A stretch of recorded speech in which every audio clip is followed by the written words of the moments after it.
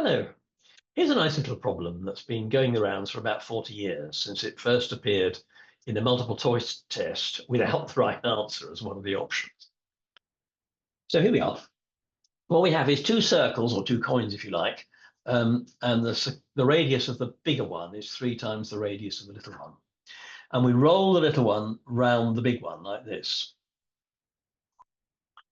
Now, I deliberately did that too fast for you to really work out what was going on.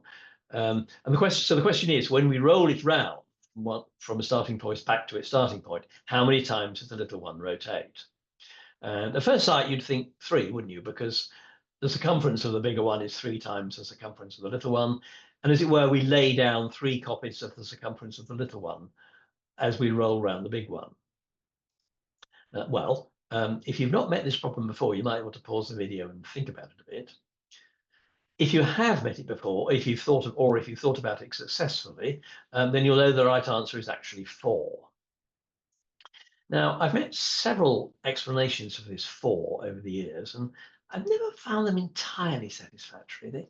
There's always a sort of air of mystery remaining about the whole thing. But I met it again recently on the web, and in the middle of the night, I woke up with, as it were, a video playing in my mind of a really rather nice explanation.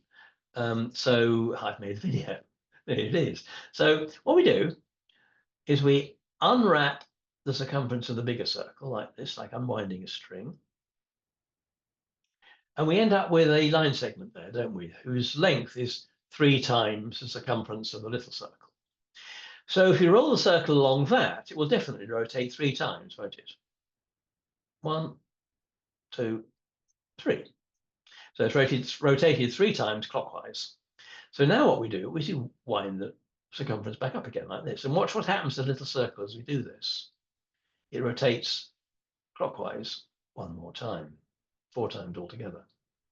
And we can sort of imagine doing those 2 things at once. That is to say, rolling along the unwound circumference and rewinding it simultaneously. And we'll get the same effect. It'll rotate 4 times. 1, 2, 3, 4.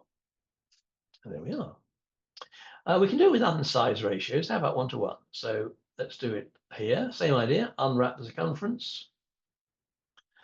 Roll the little one. Well, it's not a little anymore. Roll the top one along the unwound circumference, and it'll definitely rotate once, won't it? There it goes. And then we rewind it, and it rotates another time, making 2 altogether. And again, if we imagine doing those last 2 steps at once, it goes once, twice. And we can do it with fractional size. Well, suppose the big one is 1.5 times the little one. Then same idea, unwrap the circumference of the big one, roll the little one along it, and now it'll rotate 1.5 times, won't it? Half, 1.5, and then we rewind and it'll rotate 1 more time, but 2.5 altogether. And again, if we imagine doing those 2 things at once, it'll rotate 2.5 times. 1, 2.5. There we are. Hope you enjoyed that.